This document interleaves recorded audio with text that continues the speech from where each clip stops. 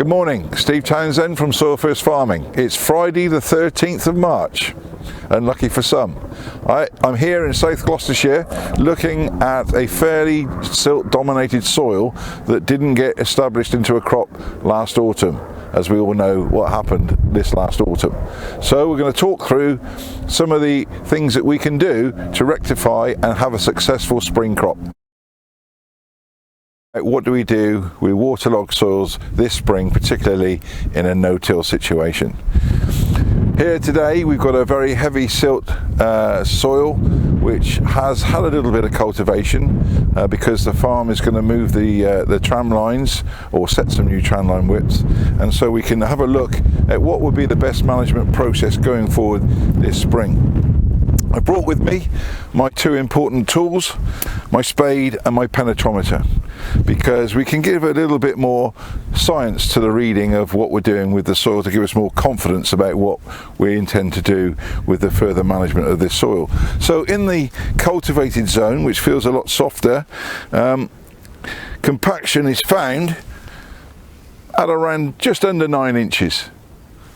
And if we come over here to the uncultivated ground, then we can find that the compaction is just a little bit deeper at around about 9-10 inches.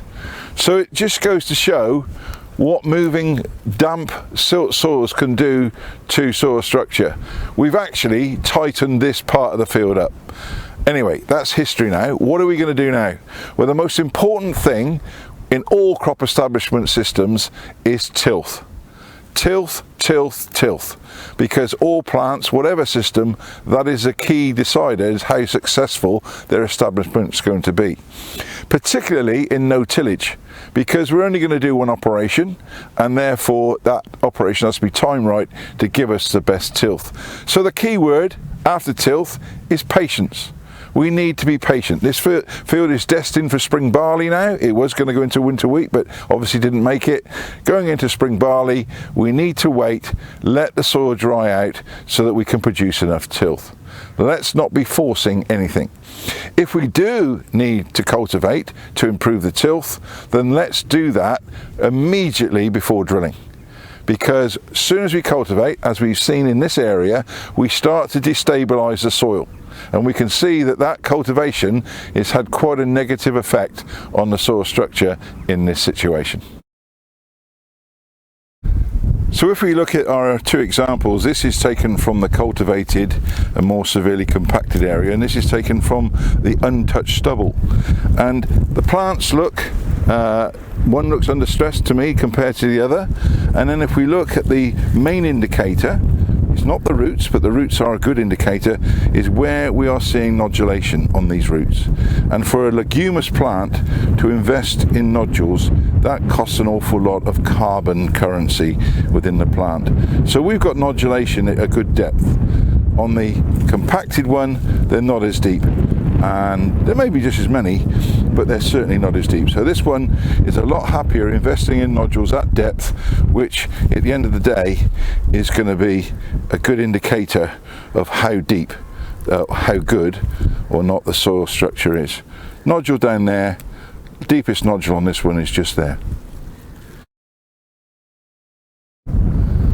Now if we look a little bit closer at the cultivated soil versus the uncultivated, remembering this is a heavy silt soil, they don't naturally structure.